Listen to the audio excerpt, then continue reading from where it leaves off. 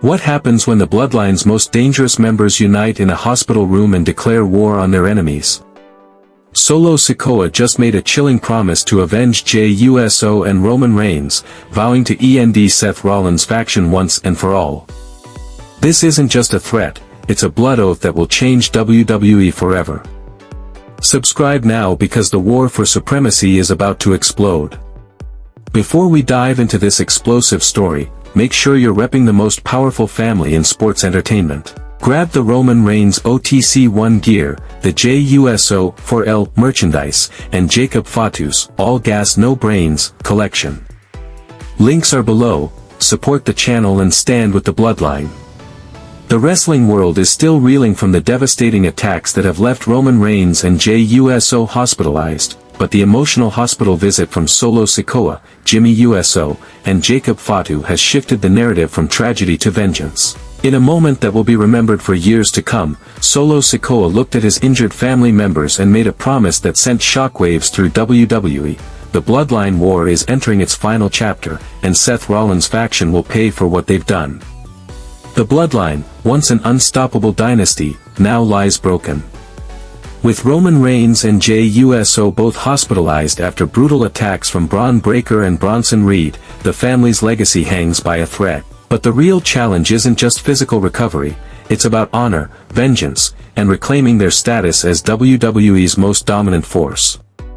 Solo Sikoa, Jey Uso, and Jacob Fatu now face the monumental task of uniting what remains of the Bloodline to take down Seth Rollins, Paul Heyman, and their powerful faction. The emotional climax occurred in Jey Uso's hospital room, where Solo Sikoa, Jey Uso, and Jacob Fatu stood united around their fallen brother. As Jey struggled to sit up, Solo placed a hand on his shoulder and spoke with chilling intensity, "This ends now. What they did to you, to Roman, it won't go unanswered." Jacob Fatu, known for his explosive temper, slammed his fist against the wall and growled, "They want a war. They'll get one." But it was Solo's final words that left everyone speechless. "I don't care about being tribal chief anymore. I care about family.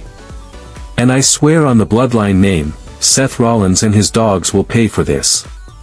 The room fell silent as the weight of this vow settled over them. This declaration of war has massive implications for WWE's future.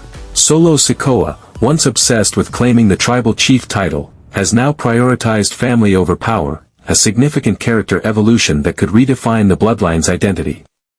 Meanwhile, Jacob Fatu's involvement suggests that the Bloodline may be expanding its ranks to include even more dangerous members.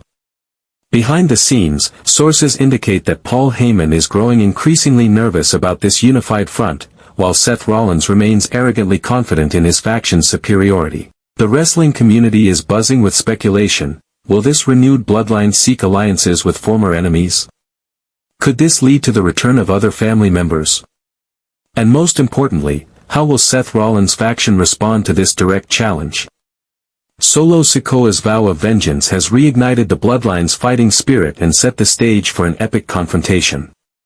With family honor at stake and unity restored, the war against Seth Rollins' faction promises to be the most personal and explosive conflict in recent WWE history. If this has you hyped for the Bloodline's comeback, smash the like button, subscribe for more updates, and hit that notification bell so you never miss a moment. Who do you think will win this war? Let us know in the comments, and let's keep this conversation going.